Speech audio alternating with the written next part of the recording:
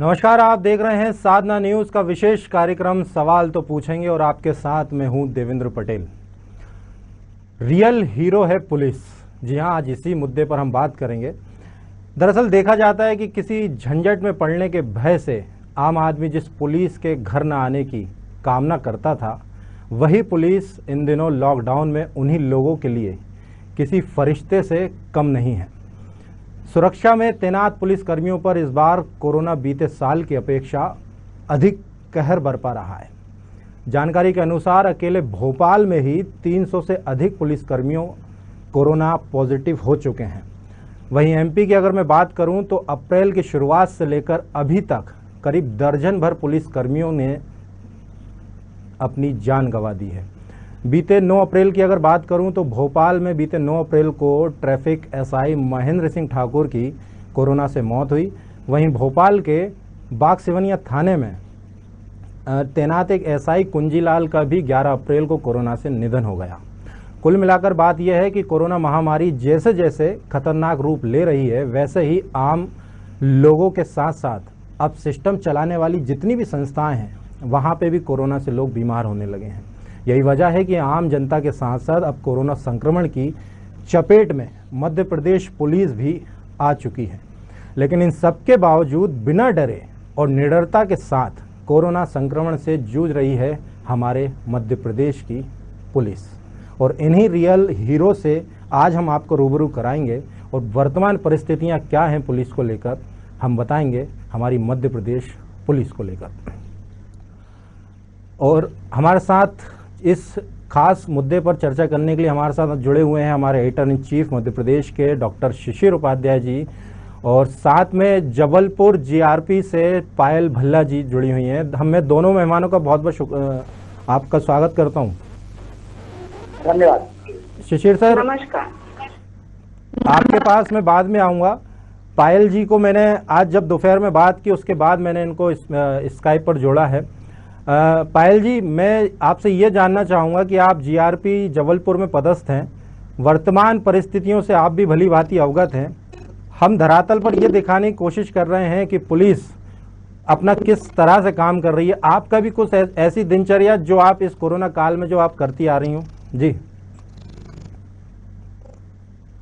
काम है वो स्टेशन से रिलेटेड रहता है। स्टेशन प्रेमाइसेस के आजू बाजू भी हमें देखना होता है, और हम देख ही रहे हैं जैसे कि महाराष्ट्र में लॉकडाउन हो गया है, तो उससे पहले से ही जो वहां पर श्रमिक वर्ग था उसका पलायन चालू हो गया था बिहार और यूपी के लिए, और भी जिस जगह से आते हैं।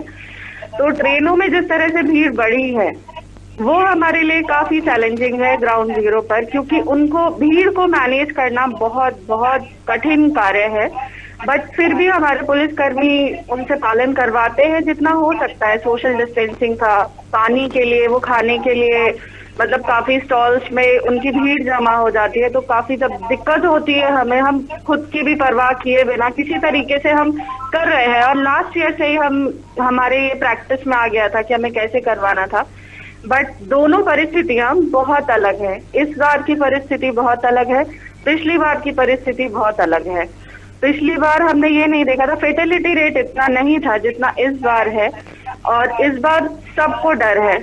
एक तरह से सभी को इस चीज का डर लग रहा है कि कहीं ये चीज हमारे लिए घातक ना सिद्ध हो। पायल जी, जब आप स्टेशन पे अधिक रहती हैं, जैसा कि आपने कहा, ऐसा कोई आपके साथ वाकया हुआ जो आपके लिए एक यादगार रहा हो इस कोरोना काल के दौरान? हाँ जी, लास्ट ईयर जब श्रमिक एक्सप्रेस चल रही थी तब काफी मजदूर जब आ जा रहे थे, हमारे यहाँ भी काफी एरिया ऐसा है एमपी में जहाँ से मजदूर जाते हैं नौकरी की तलाश में, तो जब वो लौट रहे थे तो उनका हाल देखा, ना ही उनके पास पहनने के लिए चप्पल थी, ना खाना था, कुछ भी नहीं था, बस वो बेतहाशा से भाग रहे थे अपने घर की तरफ। हमारे यहाँ की पुलिस ने भी काफी काम किया, आरपीएफ ने भी काफी काम किया, उनको चप्पलें देना, खाना देना, पानी देना, रेलवे की तरफ से भी बहुत सराहनीय प्रयास किए गए। तो ये सब चीजें देख के पहले हम मतलब समझते नहीं थे रियलिटी क्या है। बाद में हमें ये चीजें समझ में आई कि नहीं, जब कोई भी विपत्ति आती है तो इंसान अपने घर की तरफ भागता है, लेकिन हमारे साथ ऐसा पुलिस तुरंत घर नहीं भाग सकती है, उसको वही डटे रहना होता है। करवाना पड़ता है, उसको पालन करवाना पड़ता है, जो भी गाइडलाइंस रहती है एडमिनिस्ट्रेशन की, गवर्नमेंट की। ये पायल जी, बिल्कुल, बहुत बहुत धन्यवाद। आपने हमें समय दिया और आपने अपनी यथास्थिति से हमें अवगत कराया। बहुत बहुत धन्यवाद आपका। शिशिर जी, आज आपने देखा कि हमारा मुद्दा, जैसा कि पिछले दिन हमने पत्रकारों से जुड़ा हुआ दिखाया था, आज पुलिस पर हम ये फोकस कर रहे हैं कि पुलिस भी एक इंसान है और कई तरह की चीज़ों से वो एक दो चार होते हुए आ रही है। आप किस नज़रिए से देखते हैं वर्तमान स्थिति में? उसमें पुलिस का बहुत बड़ा चैलेंज है और सबसे बड़ी बात यह है कि रात दिन बिना भोजन किए, बिना मैं भोपाल की, इंदौर की, जबलपुर की, ग्वालियर की सड़कों पर जो हमारे रिपोर्टर्स रिपोर्ट भेजते हैं, उसमें सवेरे 6 बजे से पुलिस हमारी खड़ी हो जाती है। और किसके लिए खड़ी होती है? हमारी रक्षा के लिए। और बहुत सारे लोग दूसरे को अपनी जान शिशिर जी, आपकी आवाज़ नहीं आ रही है अभी। बिल्कुल, शिशिर जी दोबारा संपर्क करेंगे। शिशिर जी से संपर्क टूट गया है। क्या स्थिति होती है जब कोरोना महामारी के बीच, जब पुलिस और आम लोग आमने सामने होते हैं? कई बार पुलिस पर सवालिया निशान भी उठते रहते हैं, लेकिन जो स्थिति अभी हो रही है उसके साथ ये देखा जाता है कि पुलिस पर आम लोग अब इस तरह से विश्वास करने लगे हैं जैसा उन्होंने पहले कभी नहीं किया। और देखा जाए तो इस कोरोना महामारी में पुलिस एक रियल हीरो की तरह उभर कर सामने आई है। चाहे वो फिर मजदूरों को खाना खिलाने की बात हो, चाहे सख्ती से लॉकडाउन का पालन कराने की बात हो, चाहे फिर कोविड मरीजों को अस्पताल तक पहुंचाने की बात हो। क्या स्थिति है, सब भली भांति जानते हैं। शिशिर जी, आप मेरे को दोबारा सुन पा रहे हैं? हाँ, बिल्कुल सुन रहा हूँ देवेंद्र जी, बिल्कुल सुन रहा हूँ जी सर। एक रियल हीरो बनकर उभरी है मध्य प्रदेश की पुलिस। बिल्कुल देवेंद्र, जो हालात आपने बताए हैं, हम सड़कों पर जो देख रहे हैं, सुबह से लेकर देर रात तक, रात के 12, 1 बजे, 2 बजे रात तक, सुबह 6 बजे से 24 घंटे ड्यूटी कर रहे हैं। और मैं आज ही जब आ रहा था तो सड़क की दुकानों के किनारे जो फुटपाथ होता है, उस पर हमारे पुलिस के सहयोगी साथी वहां बैठकर खाना खा रहे थे। जो एक पुलिस की गाड़ी आई थी जो पाउच में उनको खाना दे के गई थी और पानी में बाटल में पानी दे के गई थी। आप सोच सकते हैं कि जब लोग भयभीत हैं, लोग घरों में घुसे हुए हैं, उस समय जनता की सेवा करने के लिए जो पुलिस कर रही है, मुझे लगता है ये बहुत बड़ा अनुकरणीय। स्वास्थ्य कर्मी भी जो वो काम कर रहे हैं, उस पुलिस का कहीं से कम योगदान नहीं है। वास्तविक रूप से रियल हीरो के रूप में पुलिस सामने आती है देवेंद्र जी। आज जैसा अभी आपके सामने इन्होंने बताया, रेलवे की इंस्पेक्टर थी, इन्होंने जो बताया जीआरपी की, यही स्थिति मेरी बात हो रही थी आशुतोष राय जी से, एडीजी है रेलवे में। उन्होंने जो बताया, उन्होंने जो कहा कि हमारी सामने चुनौती है, क्योंकि भूखे नंगे लोग आते हैं, वहां पे उनके पास कपड़े नहीं होते हैं, उनके पास खाने को नहीं है, पानी नहीं है, वो हम कैसे अरेंज कराएं, किस तरीके से करें। तो मानवीय संवेदनाओं का एक चेहरा पुलिस का, 100 में से एक अगर कोई ऐसा गलत है तो उसको कह दिया जाता है। लेकिन सच्चाई ये है कि हमारी पुलिस मानवीय संवेदनाओं के साथ जन सेवा का एक बहुत बड़ा उदाहरण प्रस्तुत कर रही है देवेंद्र जी। बिल्कुल शिशिर जी, यथास्थिति जो आम इंसान के साथ है वही पुलिस के साथ भी है। पुलिस भी, कई लोग ऐसे हैं जो अपने पूरे परिवार को छोड़कर शहर से बाहर हैं, और मैंने भी ये कई बार देखा है कि जब ये फ़ोन पर अपने परिवार से बात करते हैं तो उनकी भी आंखें भर आती हैं। लेकिन करें क्या, जो वर्तमान में जो चीज़ चल रही है, कोरोना वायरस जिसका नाम है, उसे लेकर के मैदान में पूरी मध्य प्रदेश की पुलिस भी डटी हुई है और अपने कर्तव्यों का निर्वहन कर रही है। शिशिर जी, कई बार ये देखने में आता है कि पुलिस इस बीते साल से लेकर अभी तक अपने कर्तव्यों का निर्वहन तो कर रही है। ये तो एक महामारी की बात हो गई, लेकिन इस दौरान थानों में भी कुछ इस प्रकार के केस आ जाते हैं कि पुलिस के लिए वो भी चुनौती बनता है कि उसको निपटाएं कि वर्तमान में जो अभी स्थिति चल रही है कि इससे निपटा जाए। देवेंद्र जी, भोपाल की घटना से आपको इस चर्चा में अपन उसको शामिल करना बहुत जरूरी है कि police law and order maintain करने के लिए दुकान बंद करवाने जाती है और उस पर हमला कर दिया जाता है। आज जो पीक है देवेंद्र जी, एक्चुअल में 1 साल से कोरोना से लड़ते लड़ते व्यापार चौपट हो गया है। आम आदमी भी फ्रस्ट्रेशन में है, आम आदमी भी, उसका रोजगार छिन चुका है, उसकी सैलरी बंद हो गई है, परिवार चलाना बहुत बड़ा एक चुनौती बन चुकी है उसके सामने। ऐसे में अगर पुलिस ऐसे दोराहे पर खड़ी नजर आती है देवेंद्र जी कि पुलिस को ऐसा लगता है कि अपनी जान बचाएं, लेकिन उस नागरिक को ये लगता है कि हम अगर कमाएंगे नहीं तो खाएंगे क्या। आपको याद होगा जिस दिन ये लॉकडाउन लगा उस दिन इंदौर में एक साइकिल से एक व्यक्ति गया और बोला मुझे जेल भेज दो, मेरे परिवार को जेल भेज दो, लेकिन मैं अगर कमाऊंगा नहीं तो घर में चूल्हा कैसे जलेगा। ये एक दोहरा और पुलिस की संवेदना है। कुछ जगह ऐसी परिस्थिति बनती है, ऐसा सामने आ जाता है, जैसा इंदौर में ही हुआ था। इंदौर में चूंकि हालांकि वो दोनों कांस्टेबलों को सस्पेंड कर दिया, बताते हैं कि उसको जिस तरीके से मास्क न लगाने पर मारा पीटा गया था, ये 1-2% है। लेकिन देवेंद्र जी 80-90-99% स्थिति ये है कि पुलिस, हमारी मध्य प्रदेश की पुलिस पर हमें गर्व है, संवेदनशील पुलिस है। और वो पुलिस जिसका नेतृत्व हमारे जो गृह मंत्री करते हैं, जो डीजीपी करते हैं, आईजी करते हैं, मैं इन सबसे ज्यादा, मैं गृह मंत्री का रोल नहीं होता है, मुख्यमंत्री का रोल नहीं होता है, डीजीपी का रोल नहीं होता है, एसपी का रोल नहीं होता है, नीचे का जो अमला होता है देवेंद्र जी, वास्तविक जननायक अगर कोई है तो वो नीचे का अमला है, जिसमें टीआई है, इंस्पेक्टर है, वो सब इंस्पेक्टर है, एएसआई है, सिपाही है, हवलदार है, होमगार्ड के लोगों को भी हमको नहीं भूलना चाहिए, जीआरपी के लोगों को भी नहीं भूलना चाहिए, हमारे यहाँ जो स्पेशल फोर्सेज हैं, जो केंद्रीय बल है, उसको नहीं भूलना चाहिए। रात दिन सब कुछ छोड़ के आपने एक शब्द से शुरुआत की थी, आंखें भर आती हैं। मैंने आज जो अभी रात को खाना खाते खाते वो अपनी माँ से वो लड़की बात कर रही थी और बात करते करते रोने लगी, क्योंकि वो 1-1.5 महीने से घर नहीं जा पाई है, सिर्फ फोन पे बात होती है, वो भी वीडियो पे। तो अगर इस तरीके की परिस्थिति है तो हमारे नागरिकों को भी ध्यान रखना चाहिए कि पुलिस हमारी रक्षक है, पुलिस हमारे लिए काम कर रही है रात दिन, और पुलिस संवेदनशीलता के साथ काम कर रही है, तो हमें भी उसका साथ देना चाहिए। मैं तो ये चाहता हूं कि जिस इलाके में पुलिस ड्यूटी करती है, उस इलाके के आसपास के घर वाले उनको खाने की व्यवस्था करें, उनको इंतजाम करें कि वो कम से कम उनको भोजन वहां से प्राप्त हो सके, पानी प्राप्त हो सके, चाय मिल सके उनको।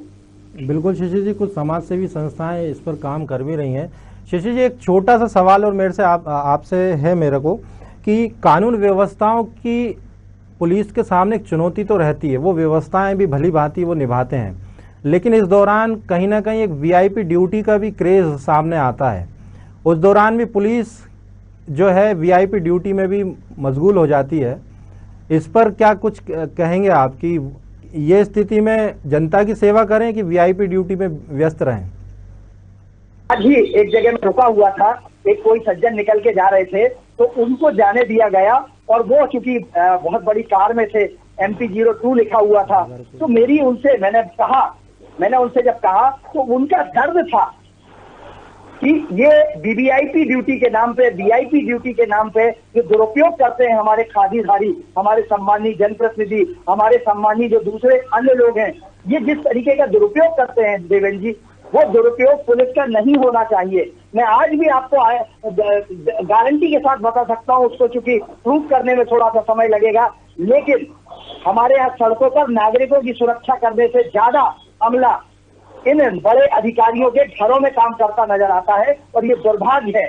जितना अमला आज भी रिटायर्ड अधिकारियों के घरों में 10-10 साल पहले रिटायर हो गए देवेंद्र जी, उनके घरों में काम करते हैं, वो बड़ा दुर्भाग्य है, क्योंकि वो अमला की कमी नहीं है। ये नेता भी कई ऐसे हैं जो मंत्री पद से हट चुके हैं, विधायक पद से हट चुके हैं, कारपोरेशन के MD के पद से हट चुके हैं, उसके चेयरमैन के पद से हट चुके हैं, लेकिन अभी भी उनके घरों में 4-4, 6-6, 8-8, 10-10 लोग नौकरी कर रहे हैं। बिल्कुल शशि, जबलपुर से हमारे साथ सरिता पटेल सब इंस्पेक्टर जुड़ गई हैं। सरिता जी, क्या सुन पा रही हैं आप मेरे को? हाँ जी, मैं सुन पा रही हूँ आपकी आवाज। सरिता जी, आज हमारा मुद्दा भी यही है कि कोरोना के बीच में पुलिस किस तरह से काम कर रही है। मैं आपसे आपकी स्थिति जानना चाहूँगा कि जब आप सुबह घर से निकलती हैं और शाम को जब घर पहुँचती हैं तो क्या कुछ आपकी दिनचर्या रहती है? वैसे सभी जानते हैं कि जो दुनिया के साथ साथ अपने देश को भी जो कोरोना वायरस है, ये महामारी है, उसने हिलाकर रख दिया है। और जैसे कि महामारी से निपटने के लिए डॉक्टर, नर्स, अन्य जो स्वास्थ्य कर्मियां हैं वो भी बखूबी इसको संभाल रहे हैं। दूसरी तरफ हम पुलिस जो है व्यवस्था, उसको शांति व्यवस्था बनाए रखने के लिए पुलिस की अहम भूमिका है। तो जैसे मैं हूँ, तो जैसे मैं जब पुलिस विभाग में आई थी तो मैंने सबसे पहले मेरा यही था कि देशभक्ति जन सेवा, और हम जब से लेके आज तक, मुझे 4 से 5 साल होने को है, मैंने यही चीज अपने जीवन में उतारी है और अपने जो मेरा शेड्यूल होता है वो सबसे पहले मेरी प्राथमिकता यही है कि मुझे लोगों की सेवा करना है और जो मेरी ड्यूटी है उसको मैं पूरा करूं। तो अभी मेरी जो कोरोना में मेरी जो दिनचर्या है वो मैं आपको बताती हूँ। मैं सुबह अपने घर से 10 बजे या 11 बजे मेरी ड्यूटी लगती है। कोरोना काल में जो कि लॉकडाउन है अभी, तो लॉकडाउन हमारे लिए नया था। पहले फेज में जो कोरोना का पहला फेज था उसमें लॉकडाउन नया था, लेकिन उसमें हम लॉकडाउन से अब बहुत ही परिचित हैं। तो मेन अभी फिर से जो दूसरा स्ट्रेन आया है, हमारे दूसरा चरण आए हैं, वो बहुत ही खतरनाक है। और इसको रोकने के लिए हमारी जो ड्यूटी आवर्स है वो और ज्यादा बढ़ा दिए गए हैं। हमको महिला, जैसे मैं महिला हूँ तो मुझे महिला अपराध तो सुनने ही पड़ते हैं, पर साथ साथ मुझे जो कोरोना से जो अब हमारी लड़ाई है उसको भी लड़ना पड़ता है। तो मैं सुबह 10 बजे से निकलती हूँ। मैं अपने जो भी काम होते हैं पेंडेंसी वो देखती हूँ, काम करती हूँ। फिर मेरी ड्यूटी लगाई जाती है हमारे चौराहों पे, सभी हमारे अधिकारियों की अलग अलग ड्यूटी लगाई जाती है। तो मेरी फिर सुबह 11 बजे से 2 बजे तक की ड्यूटी होती है। मैं खाना खाती हूँ, उसके बाद फिर मैं ड्यूटी करती हूँ। तो जो मेरी ड्यूटी शाम के 6 बजे तक चलती है। ऐसा इस ड्यूटी के दौरान कुछ ऐसा भय बना रहता है कि जब घर आप लौटोगे तो घर पे आपके परिवार के और भी सदस्य हैं, कि कुछ भय बना रहता है घर जब जा रहे हैं तो क्या सोच के जाते हैं आप? तो जब मैं निकलती हूँ तो मैं यही सोचती हूँ कि आज तो मुझे जो भगवान है, मेरे प्रभु हैं, उनने मुझे बहुत अच्छा जीवन दिया है और मैं सुरक्षित हूँ और मैं जा रही हूँ। मैं उन्हीं का नाम लेके आगे जाती हूँ कि मैं एक अच्छे काम के लिए जा रही हूँ। जो कहते हैं ना, नियत से ही नियति बनती है। तो मैं वही सोच के जाती हूँ कि मैं अच्छे काम के लिए जाती हूँ। मैं 4 लोगों को सुरक्षित रख पाऊँ और खुद भी सुरक्षित रहूँ। मैं अब पूरा मास्क रहता है, मेरे स्पेक्स होते हैं, ग्लव्स पहनती हूँ, और ताकि लोगों में भी अच्छा मैसेज जाए कि मैं आपकी सुरक्षा के लिए हूँ।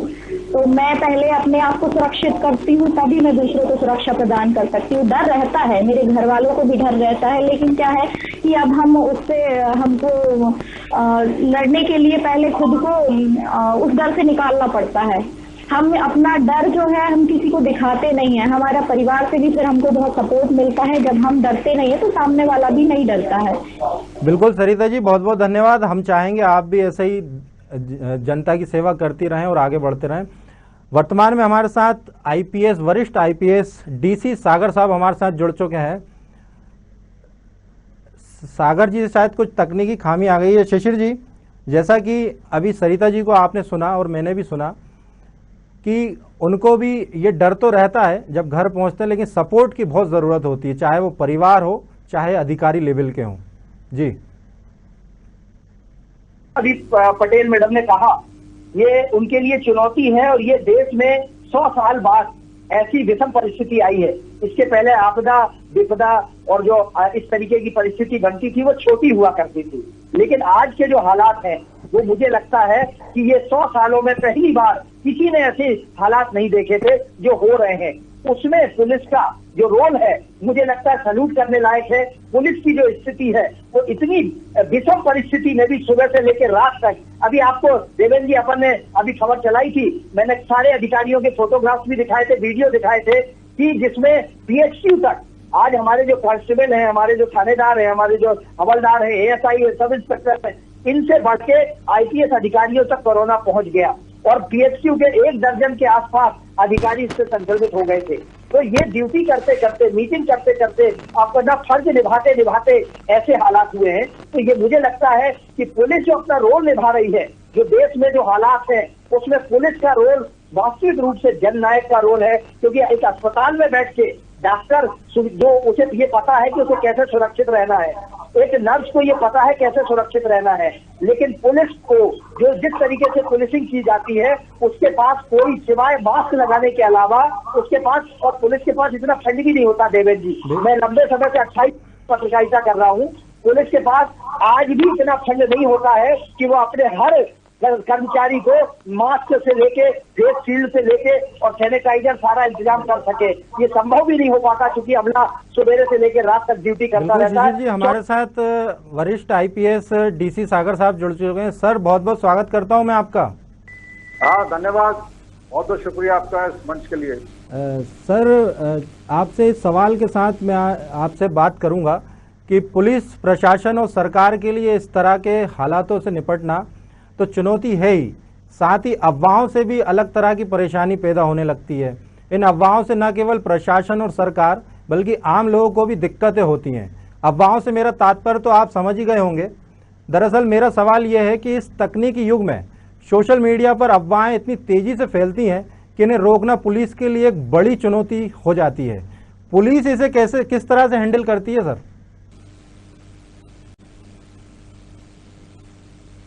देखिए, पुलिस का जो रोल है ये बहुआयामी रोल है। पुलिस बड़े प्रेम भाव से, बड़े दोस्ताना अंदाज में भी लोगों को समझाती है और एक सामाजिक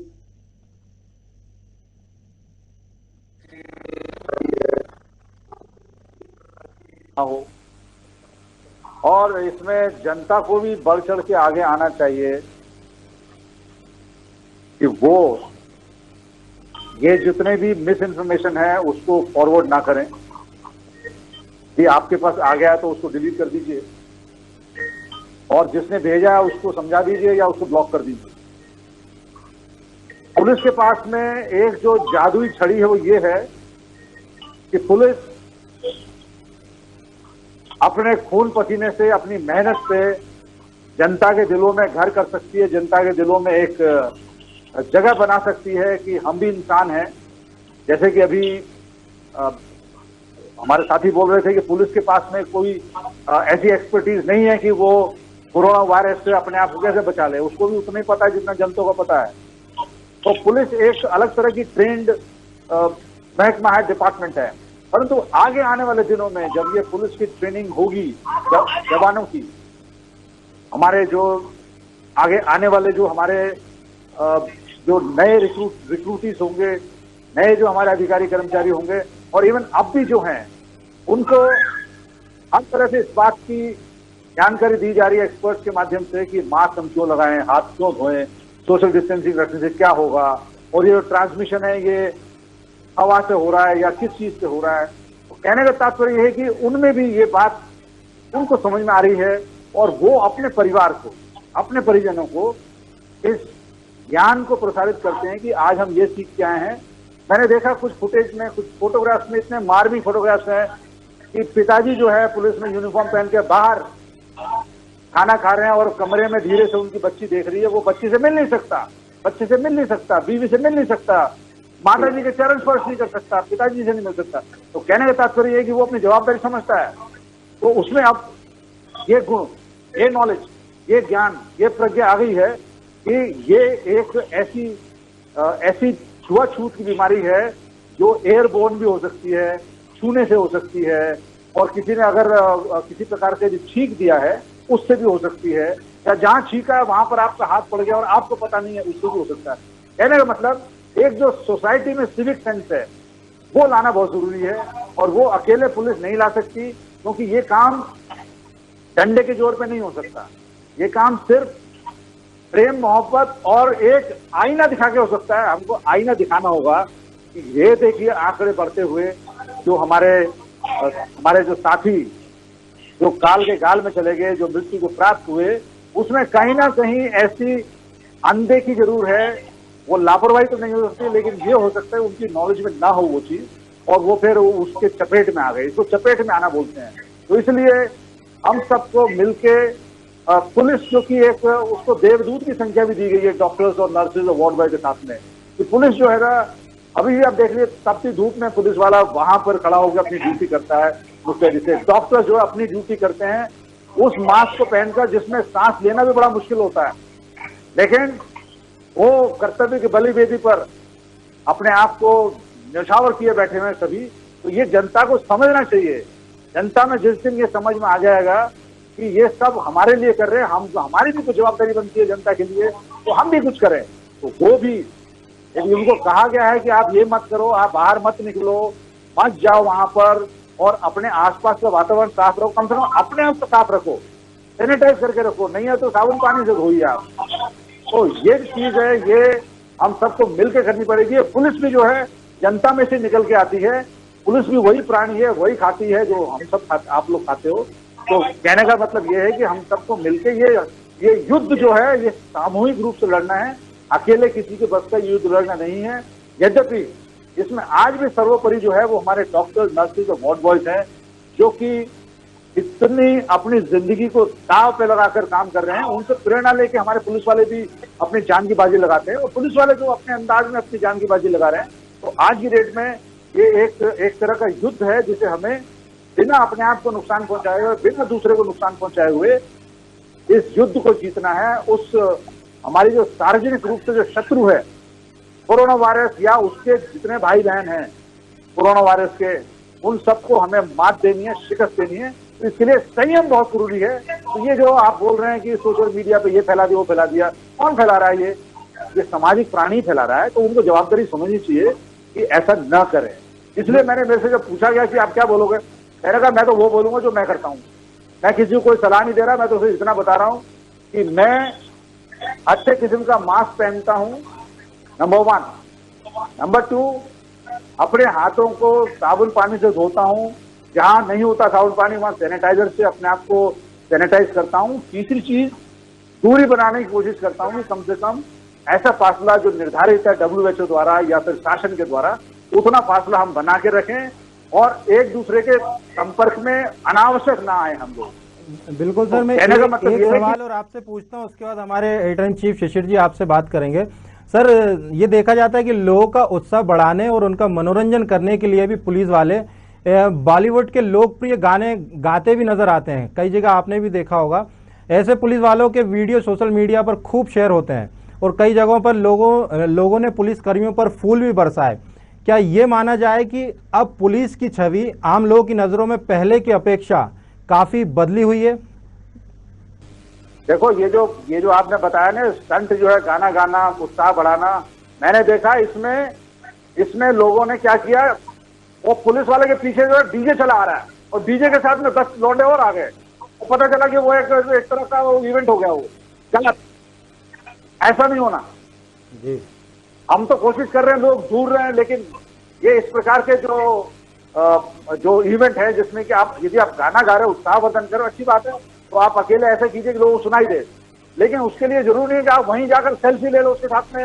मैंने देखा ऐसा मंजर कि फूल तो डल रहे, फूल में डालते हुए भी उसमें भी वायरस आ सकता है भाई। तो ये भी समझना पड़ेगा जनता को कि फूल क्यों बरसा रहे हो, आप बस दिल से दुआ दो कि ये जो व्यक्ति है जो धूप में घूम रहा है, ये अपने अंदाज में लोगों को सचेत कर रहा है कि उस पर हम ये वायरस क्यों डालें, हो सकता है उसको वायरस हो। तो कहने का मतलब ये कि यदि ऐसा कोई जवान कर रहा है, अधिकारी कर रहा है, तो कुछ एहतियात बरतने बहुत जरूरी है। उस जवान को भी पता चला जवान के साथ में जो है ना, वो हमारे जवान ही सेल्फी खिंचवा रहे हैं, वो भी गलत है। आप दूरी मेंटेन कीजिए और ये बताइए कि ये संक्रमण काल है, ये छुआछूत है तो है, तो इसलिए आप संपर्क में मत आइए। आप दूर से नमस्ते कीजिए, दूर से अपनी भावनाएं व्यक्त कीजिए, और यदि आपको ज्यादा ही हो रहा है तो उसका मोबाइल नंबर लेकर उस पर अपनी भावना, उद्गार जो भी है आपके पेश कर दिए, उड़ेल दीजिए, अपनी आत्मा डाल दीजिए उसमें। लेकिन उसके संपर्क में आकर डीजे, आपने देखो डीजे पे, अभी भी देखा कुछ वीडियो आए तो डीजे पे लोग नाच रहे हैं भाई, ये क्या तरीका? बहुत गलत। सर, एक आपकी तरफ से डीसी सर सागर को कुछ सवाल। बिल्कुल, मैं सागर साहब को बड़े लंबे समय से जानता हूं पिछले, और इनके जितने भी कार्य हैं वो कहीं ना कहीं प्रशंसा योग्य रहे हमेशा। और आप जहां जिस पद पे रहे हैं, एक अलग पटरी पर चलने की आपकी जो आदत है, अपने सिद्धांतों पर चलने की आदत है, ये मध्य प्रदेश बाखूबी जानता है। सागर साहब, जो आपने अभी एक बात कही, बिल्कुल मैं आज भी जब आ रहा था ऑफिस से, राहों पर हम जब देखते हैं, जिस तरीके की हालात देखते हैं, जिस तरीके की परिस्थिति देखते हैं, मेरे ख्याल से 100 सालों में ये पहली बार ऐसा हुआ है।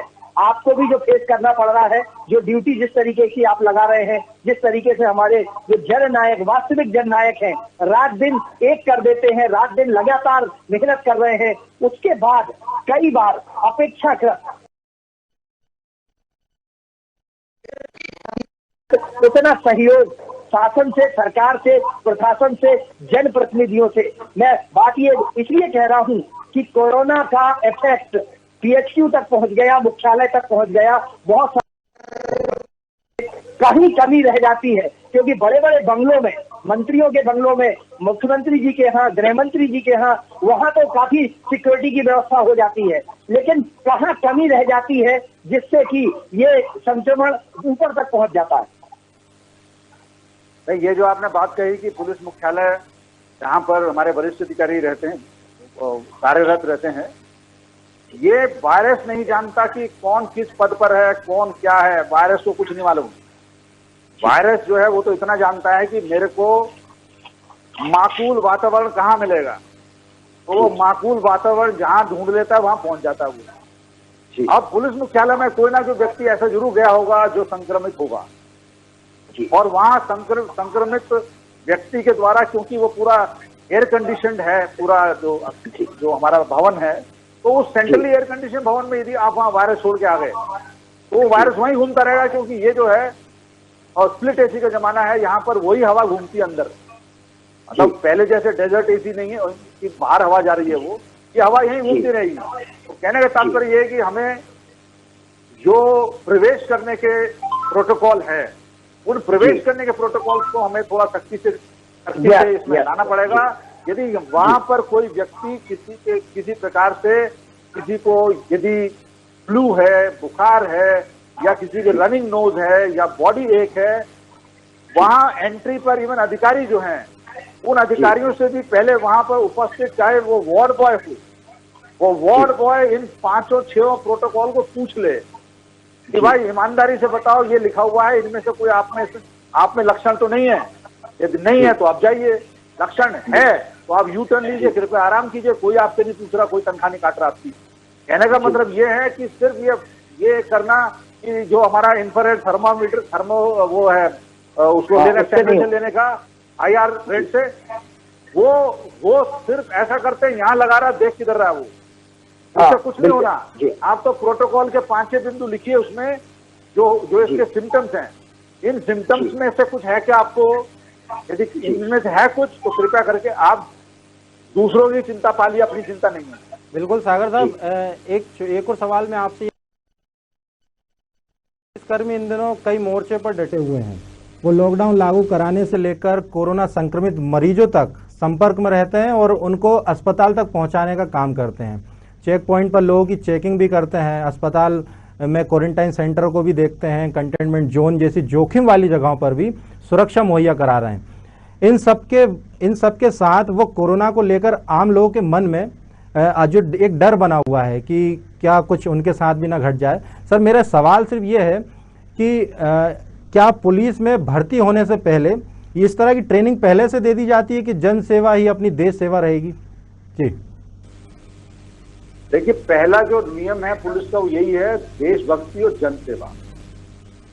लेकिन देशभक्ति और जनसेवा के लिए ये नहीं कहा गया है कि आप जो है, जो आपको प्रोटोकॉल बताए गए हैं या जो आपको नियम बताए गए हैं, जो आपको जो कायदा कानून बताया गया उसको ताक कर रख दो।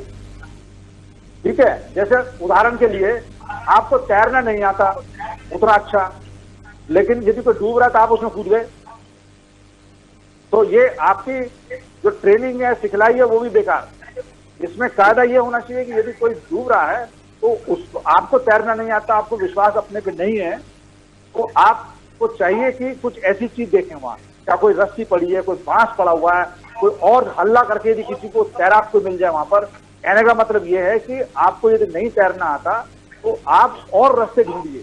तो इसलिए मैं कहता हूं कि यदि आपके पास, जैसे आपकी ड्यूटी लगी है एम्बुलेंस में जो मरीज है उसको ले जाना अस्पताल तक, कोविड सेंटर तक, आपकी ड्यूटी लगी सुरक्षा में, तो आपको पीपी किट पहनकर पूरे एहतियात के साथ बैठने के लिए आपको बताया, आप बाध्य हो।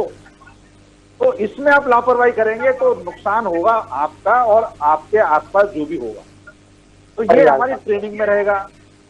ये जिस समय कोरोना, उस समय तो कोरोना नहीं आया था जिस समय इनकी ट्रेनिंग हो रही थी, परंतु उसके बाद भी कई इस प्रकार की ट्रेनिंग दी गई है इनको अलग अलग मोर्चों पर कि आप पूरा पीपी किट, पूरा सावधानी जो डॉक्टर्स बरतते हैं ना, ऐसी सावधानियां पर, तो जिस क्वालिटी का पीपी किट डॉक्टर पहनते हैं, डॉक्टर मास्क लगाते हैं, आप भी उसी क्वालिटी का पहनिए। मैं तो खुद दिला चुका हूं लोगों को, मैंने कहा तुम ये गमछा बांधे बैठे हो तो भैया गमछा बांध लो, लेकिन उसके नीचे एक सर्जिकल मास्क और लगा लो। तो मैं मिलता हूँ लोगों से, बताता हूँ, मैंने कहा यहाँ ड्यूटी तुम कर रहे हो कोविड के क्वारंटाइन एरिया में, तो यहाँ पर या फिर जहाँ पर टेस्टिंग हो रही है पैथोलॉजी में, तो आपको चाहिए कि आप एक्स्ट्रा प्रिकॉशन लो। तो एक्स्ट्रा प्रिकॉशन लेने के लिए आपको कोई अलग से कोई दिमाग थोड़ी चाहिए। आपको समझना ये है कि ये मेरे को 1 2 3 4 चीजें बता दी गई हैं, इसका मुझे पालन करना है, तो आप पालन कीजिए। यही काम डॉक्टर्स कर रहे हैं, यही काम नर्स, वार्ड, जो लापरवाही करता है उसके साथ में समस्या होती है। अभी जितने भी हमारे जो अधिकारी, पुलिस अधिकारी, कर्मचारी शहीद हुए, उनके शहीद होने में उनकी लापरवाही नहीं है। उनके शहीद होने में जो लापरवाही है वो वहां के जो आसपास के लोग हैं, वो संक्रमित होते हुए भी अपने आप को उन्होंने ऐसा प्रस्तुत किया कि उनमें संक्रमण नहीं है। तो इसलिए ये जो एक डबल स्टैंडर्ड है, इसको छोड़ दे। यदि कुछ दिक्कत है किसी को, तो आज की डेट में इसमें कोई किसी को हीन भावना, शर्म की बात नहीं होनी चाहिए, क्योंकि ये एक वैश्विक महामारी है। ये कोई ऐसी चीज नहीं है कि आपको यदि हुई तो आप एक तरह से दोयम किस्म के इंसान हो गए, ऐसा नहीं है। मनुष्य का शरीर नश्वर है, किसी को भी चिपक सकती है ये। लेकिन जो लोग एहतियात बरतेंगे, जो लोग प्रिकॉशन लेंगे, सुनेंगे, जो निर्धारित मापदंड है उनको अमल करेंगे, उनके साथ में ये समस्या नहीं होगी, या फिर वो न केवल अपने को बल्कि दूसरे को भी सुरक्षित रखने में कामयाब होंगे। शिशिर जी, मैंने देखा जितने हमारे जवान हैं, डीसी सागर वो साहब, जवान, उनसे मैं पूछता हूं कि आपने समय पे खाना खाया नहीं खाया, कि साहब कहाँ खाया साहब, ये होगा। मैंने कहा तुमको कौन बोलता है कि तुम समय पर खाना मत खाओ। होता क्या है, जवान अपनी धुन में लगा रहता है वो, और फिर जब जो मिलेगा खा लिया। कायदे में चाहिए कि उसको समय जो है खाने का सामान्य, उसमें खाना खा ले। उस खाना खाने के इतना समय मिलता है सबको, उतना खाना खा ले और उसमें क्रम में खा ले। सर ये आपने सर खाने की बात करी, सर आपने खाने की बात करी। शिशिर जी, मैं आपको बता दूं कि डीसी सागर साहब जो हैं, जितने भी अधिकारी उनमें फिटनेस के मामले में सबसे नंबर 1 पे आते हैं। आपकी तरफ से कुछ सवाल जवाब डीसी सागर साहब को। मैं सागर साहब सिर्फ ये एक, आप इस समय पूरा देश देख रहा है, मध्य प्रदेश की जनता देख रही है, आपको सुन रही है। पुलिस के बारे में, पुलिस जननायक के रूप में उभरती है और अच्छे काम करती है, और उसको स्वीकार करना चाहिए। एक नया अभी ट्रेंड चला है, जीत जाएंगे हम अगर तुम संग हो। अगर जनता पुलिस के साथ मिलकर, पुलिस जो गाइडेंस दे रही है, डॉक्टर्स जो गाइडेंस दे रहे हैं, उसको मानती है, तो इस युद्ध में हमारी जीत हर हाल में होगी। आपको क्या लगता है कि इसमें कहाँ कमी रह जाती है आम जनता की तरफ से? देखिए, पुलिस तो 24 घंटे में, 28 साल से पत्रकारिता कर रहा हूँ, और पत्रकारिता आप लोगों के बीच में शुरू की थी। अगर वहाँ कहीं न कहीं ऐसे दौर आते हैं जब पुलिस को ये मान लिया जाता है कि पुलिस, जबकि मेरा ये मानना है कि बच्चा पैदा होने से लेके और नेता की बारात से लेके और कोई ऐसा काम नहीं है, अंतिम यात्रा तक में पुलिस की का रोल होता है। अभी बॉडी भी अगर कहीं चक्का जाम करके रखता है, पुलिस हमारे रीढ़ की हड्डी है, हमारा स्वाभिमान है, हमारा गौरव है। लेकिन कई बार ऐसे मुद्दे आते हैं जिस पर पुलिस का चेहरा दूसरा नजर आता है। मैं इंदौर की बात करूंगा आपसे। तो क्या लगता है आपको कि जनता के साथ साथ पुलिस को भी पेशेंस रखना जरूरी है? नहीं, पुलिस का जैसे मैंने कहा कि जो कर्तव्य है ये बहुआयामी, और पुलिस जनता में से ही निकल के आती है। कुछ दिन पहले वो जनता में ही थी, एग्जाम देके सफल होके वो उस तरफ चली गई। तो उस तरफ जाने पर ना तो जनता का परसेप्शन बदलना चाहिए, ना पुलिस का परसेप्शन बदलना चाहिए, क्योंकि अंत में पुलिस को फिर वापस समाज में ही जाना है, और समाज से ही वो आई है। तो समाज के जो कायदे कानून है, समाज की जो दिक्कतें हैं, उन सब दिक्कतों को पुलिस अपने कर्तव्य के अंतर्गत यदि नियम कानून से करे तो इसमें कोई बुराई नहीं है। कौन कहता है कि आप जो है ना लट मार के ही सुधारोगे? आप बिना लट के भी सुधार सकते हो। आप एक चीज होती है आईना दिखाना। आप यदि आईना दिखा दोगे ना लोगों को तो समझ में आ जाएगी। लेकिन जो आपकी ओर से जो एक शालीनता होनी चाहिए, जो शालीनता पहला पाठ पढ़ाया जाता है एकेडमी में, कि आपको अपनी इंसानियत नहीं भूलनी चाहिए, आपको पोलाइटली बोलना चाहिए, लेकिन फर्मली बोलना चाहिए। ये नियम है, ये कायदा है, ये इतना ऐसे हो सकता है, इसके आगे कुछ नहीं हो सकता। यदि आपको इसमें कोई दिक्कत है तो आपके समक्ष में माननीय न्यायालय बैठे हुए हैं, आप माननीय न्यायालय में जा सकते हो या वरिष्ठ अधिकारियों के पास जा सकते हो, उनसे पूछ लीजिए कि मैं क्या गलत कर रहा हूँ क्या। कहने का मतलब ये कि बजाय इसके कि अपना आपा खोने के, यानी अपना कूल खोने के, उनको चाहिए कि साहब ये नियम है और आपको यदि समस्या है तो ये रहा नंबर। जैसे किसी को आपने ट्रैफिक में पकड़ा या लॉकडाउन में किसी को रोका मास्क के लिए, वो पता फोन लगा रहा है या वो फोन लगा रहा है, तुम भी फोन लगाओ अपने अधिकारियों के साथ, ये हो गया यहाँ पर और मैंने इसको ये बोल दिया, ये नाम है इसका, ये। तो कहने का तात्पर्य ये कि यदि इसमें कोई 5 वर्षों के, आज के लोग सभी वीडियो बनाते हैं, तो वीडियो बना के लोग उसको किस दिशा में पेश करें। आप पहले से बताओ साहब मैंने इसको बड़ी शालीनता से बोला लेकिन इनने ये बोला, और मेरे पास भी वीडियो, ये देखिए ये फुटेज, क्योंकि पुलिस वालों को भी चाहिए कि वो भी अपना वीडियो बनाए, क्योंकि वीडियो बनाकर वो अपने आप को बता सकते हैं कि साहब मैं अपनी ड्यूटी में सतर्क था, मैं शालीन था, मैंने इंसानियत का पूरा परिचय दिया, लेकिन उसके बावजूद इन्होंने जो है ना हवाइयत। बिल्कुल सर, समय की थोड़ी सागर साहब, समय की थोड़ी पाबंदी में एक आखिरी सवाल आपसे उसका जवाब चाहूंगा। कोरोना काल में देखा जाता है खान पान पे विशेष ध्यान रखने की सलाह चिकित्सक दे रहे हैं और आप फिटनेस के लिए बहुत अच्छे अधिकारियों में गिने जाते हैं। आपकी तरफ से कुछ ऐसी राय जो पुलिस कर्मियों के लिए एक मिसाल बने खान पान को लेकर? जी, मैं इसमें ये बता सकता हूं कि मैं क्या खाता हूं, क्योंकि मैंने देखा है कि मैंने जो अभी तक का जो एक अपने पे जो अपना जो अध्ययन किया है, यह प्रयोग किया है, उसमें यह है कि आप यदि संतुलित आहार खाते हैं, समय पे खाते हैं, समय का मतलब है कि 4-5 घंटे का बीच में गैप होना चाहिए। समय का मतलब ये नहीं कि आपने यदि एक बजे मान लिया तो 1 बजे ही खाना है, यदि 1 बजे ऊपर नीचे भी हो गया तो आपको 4-5 घंटे का बीच में गैप रख के। और दूसरी चीज ये, अभी बीच में खाना खाने के बाद में चरना नहीं चाहिए। आपने एक बार खाना खा लिया तो मतलब आपका लॉकडाउन, खाने का लॉकडाउन, उसके बाद आपको कुछ नहीं खाना, पानी पीना, यदि प्यास लगेगी तो। लोग चरते रहते हैं और अपने पेट को डस्टबिन बना के रख लेते हैं, मैं नहीं बनाता हूं। और दूसरी चीज ये कि आप डेली अपनी बॉडी पार्ट वाइज कसरत कीजिए, वर्जिश कीजिए, हर बॉडी पार्ट को आप खींचिए, क्योंकि बॉडी जो है ना आपकी ये कहती है कि हमको तोड़ो, क्योंकि बॉडी के आपके जो आपके मसल्स हैं वो टूटते हैं डेली अपने आप। उसको जितना आप तोड़ोगे एक्सरसाइज से, उतना ही वो जब आप खाना खाओगे ढंग से, प्रोटीन खासकर उसमें होना चाहिए, चाहे वो दालों के माध्यम से हो, राजमा के माध्यम से हो या मूंगफली के माध्यम से हो, और बाकी भी कई इसमें है जिसके माध्यम से हो, परंतु कभी आर्टिफिशियल सप्लीमेंट नहीं लेना चाहिए। कभी भी आपको आर्टिफिशियल सप्लीमेंट, जो आजकल लोग जिम में जाते हैं या वहाँ जाते हैं, वो पता चला शेक पे ही जी रहे हैं लोग, वो कुछ दिन ठीक लगता है, साइड इफेक्ट हुआ तो उनकी बॉडी जो है वो जवाब देने शुरू हो जाती है। कहने का मतलब ये कि मैं जो है सामान्य खाना खाता हूँ और मेरी दिनचर्या में सामान्य खाना, संतुलित आहार और समुचित रूप से हर बॉडी पार्ट की एक्सरसाइज, मेरी हफ्ते में हर बॉडी पार्ट की डेली एक्सरसाइज हो जाती है। तो इन सब का जो पैकेज है उसका स्वरूप यही है। जो आपने कहा कि आप पुलिस के जितने भी अधिकारी हैं उन सब में हट के हो, तो मैंने कहा भाई हट के कुछ नहीं हूं, मैं सिर्फ डट के अपनी ड्यूटी करता हूं, डट के अपना काम करता हूं और नियम से कभी मैं अधीन नहीं होता हूं। सर, इस कोरोना काल में जैसे पुलिस की बात चल रही है, जो सड़क पे पुलिस के जवान तैनात है, उनके लिए छोटा सा कम शब्दों में एक संदेश आपकी तरफ से? उनके लिए संदेश क्या, उनके लिए तो प्रार्थना ये है कि वो खाना जरूर खाएं, पानी जरूर पिएं, और जो प्रोटोकॉल है मास्क का, साफ सुथरा मास्क का, हाथ धोने का और दूरी बनाए रखने का, वो जरूर पालन करें। उसमें जो वो खाना सामान्य रूप से खाते हैं उसको अच्छी तरह चबा के खाएं वो, और फालतू चीजें तली हुई और ज्यादा मीठी चीजें ना खाएं वो।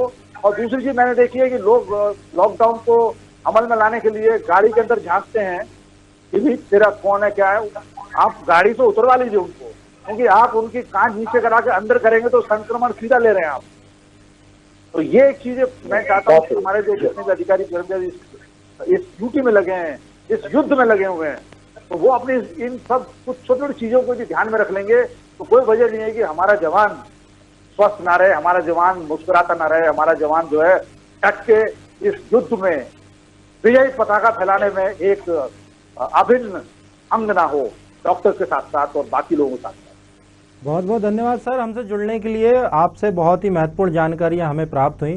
शिशिर जी, एक अंतिम टिप्पणी आपकी तरफ से मैं लेना चाहूंगा पुलिस कर्मियों के लिए।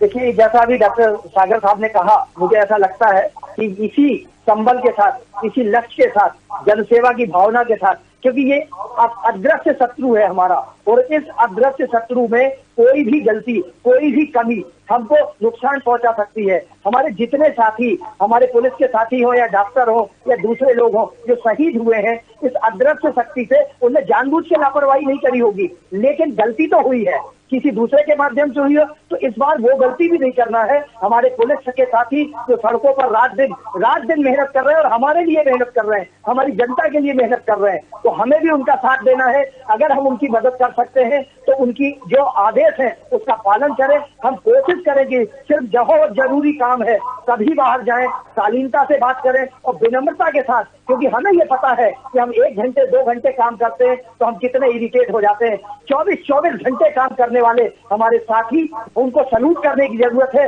उनको हम दूर से ही क्लैपिंग करने की जरूरत है कि हम उनको धन्यवाद दें कि आज वो है तो हम सुरक्षित हैं। बहुत बहुत धन्यवाद शिशिर जी, और बहुत बहुत धन्यवाद सागर साहब, आप दोनों का बहुत बहुत शुक्रिया। आज ही मुझे मेरे एक सम्मानीय ने एक मैसेज भेजकर ये बताया था कि महामारी है, ये सबको पता है, आउट ऑफ कंट्रोल है, ये भी सबको पता है। उनके भेजे गए संदेश में एक बात समझ में ज़रूर आती है कि लोगों की चिताएं, मरीजों से भरे हुए अस्पताल, शमशान में मुर्दों की कतार, ये सब दिखाने से आखिर फ़ायदा क्या होगा। बल्कि फ़ायदा तब होगा जब मरीज के ठीक होने के बाद उसके हालचाल दिखाएं, ऑक्सीजन सिलेंडर की उपलब्धता दिखाएं, प्लाज्मा डोनर्स का क्या डाटा है, आदि आदि। जानकारी का अभाव आम लोगों में कम है, इसे सामने लाया जाए तो बेहतर होगा। हम भी यही कोशिश में लगे हैं कि संकट के बादल जल्दी छटें और साधना न्यूज़ आम लोगों की मदद के लिए सदैव आगे बना रहे। बहरहाल इस सार्थक चर्चा में ये बात जरूर सामने आती है कि पुलिस शायद हमसे ये कह रही हो कि अगर कोरोना से बचाव को लेकर सख्त लहजे के साथ नम्रता पूर्वक नहीं रहे तो हालात फिर वही होंगे, पुराने जैसे हालात फिर वही होंगे। इतनी मेहनत और त्याग पुलिस का खराब हो जाएगा। हम भी मध्य प्रदेश की रियल हीरो यानी कि मध्य प्रदेश की पुलिस को सैल्यूट करते हैं और यही अपेक्षा करते हैं कि आप सदैव जन सेवा के साथ देश की सेवा करते रहें। इस विशेष पेशकश में फ़िलहाल इतना ही, दीजिए इजाज़त, नमस्कार।